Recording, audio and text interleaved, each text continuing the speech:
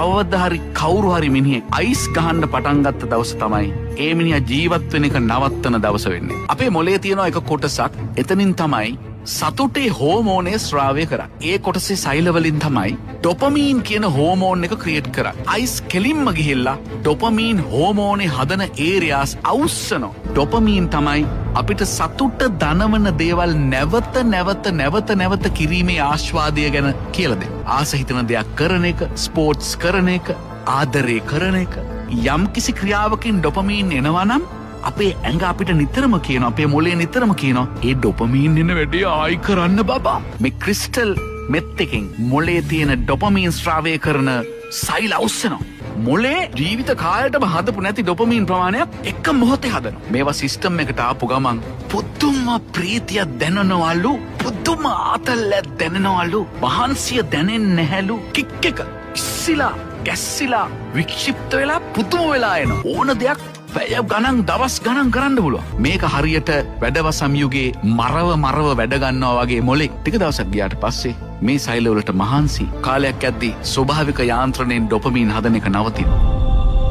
දැන් වැඩ කරන්නේ කෙමිකල් එකට විතරයි. තව දුරටත් ස්වභාවික යාන්ත්‍රණය යටතේ ඩොපමීන් හදාගන්න මේ සෛල වලට බැරි වෙනවා. අයිස් ටිකක් ගැහුවොත් විතරක් අමාරුවෙන් ඩොපමීන් කොහොම හරි ටිකක් හදනවා. ඒවා වැඩ කරන්නේ තව දුරටත් කෙමිකල් වලට විතරමයි. ඒ දුක නිසායි මේකට ඇබ්බැහි වෙච්ච මිනිහෙක් ආපහු ඒක ඉල්ලන්නේ නැතුව අයිස් වලට තියෙන ආසාවක් හින්දා නෙමෙයි. අඬනවා, වැළපෙනවා, ඔළුව බ්‍රේන් එක කෑ ගහනවා ඉල්ලලා.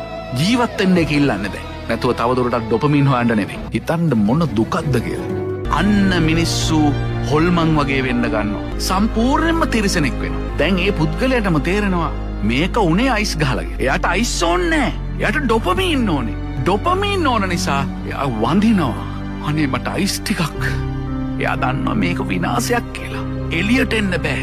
ඇඟ රිදෙනවා, බය දැනෙනවා, පිස්සු වගේ හැසිරෙනවා. ඔළුව කියනවා අයිස් ගහලා මේක උනේ.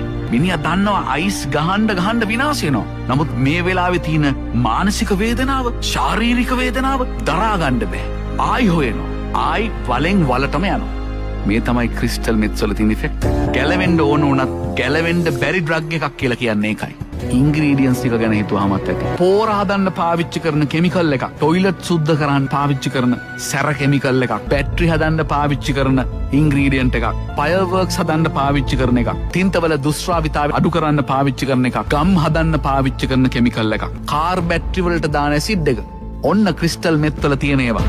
ක්‍රිස්ටල් මෙත් මේක යක්ෂයාගේ නිර්මාණයක් කියලා. යක්ෂයා හැම විටම පෙනී හිටිනවා කියලා කියන්නේ හරීම පියෝ විදියට. හරි